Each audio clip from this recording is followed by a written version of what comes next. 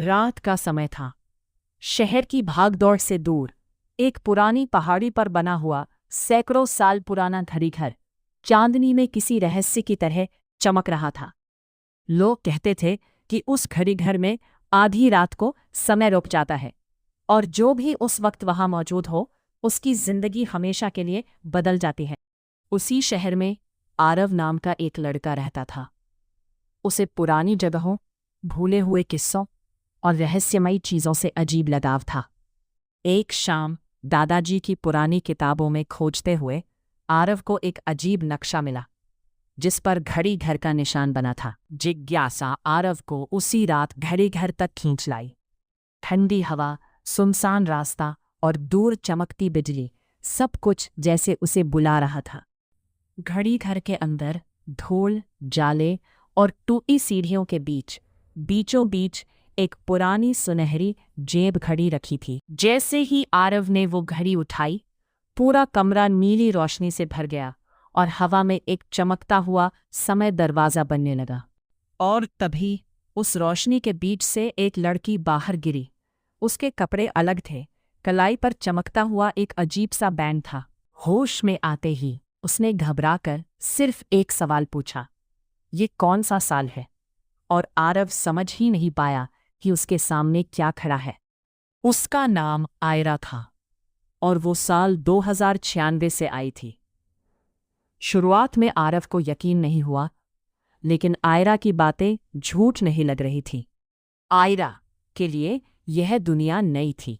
बारिश की खुशबू, सड़क किनारे चाय, खुला आसमान, हर चीज़ उसे किसी खजाने जैसी लगती थी।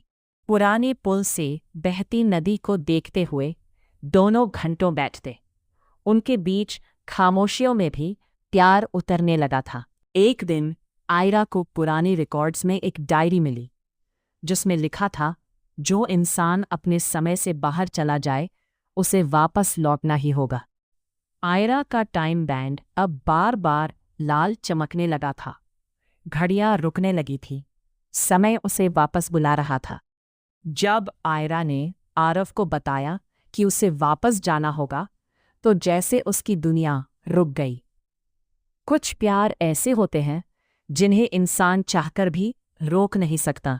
आरव को पुरानी डायरी में एक उम्मीद मिली।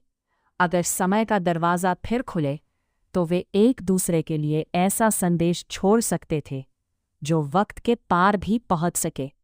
आखिरी रात आ चुकी थी। बाहर तेज बारिश हो रही थी। घड़ी ने 12 बजाने शुरू किए और घड़ी घर के बीचों बीच नीली रोशनी फिर से जाग उठी। आरव ने उसका हाथ थाम लिया। आयरा की आंखों में आंसू थे। वह जानती थी अब जाना जरूरी है, वरना शायद सब कुछ टूट जाएगा। अगले ही पल रोशनी और तेज हो गई और आयरा धीरे धीरे उस नीले दरवाजे में समा गई। आरव की उंगलियां उससे छूट गई। आयरा चली गई, लेकिन कहानी खत्म नहीं हुई। समय के पार छोड़ा गया उसका संदेश आरव तक पहुंचा।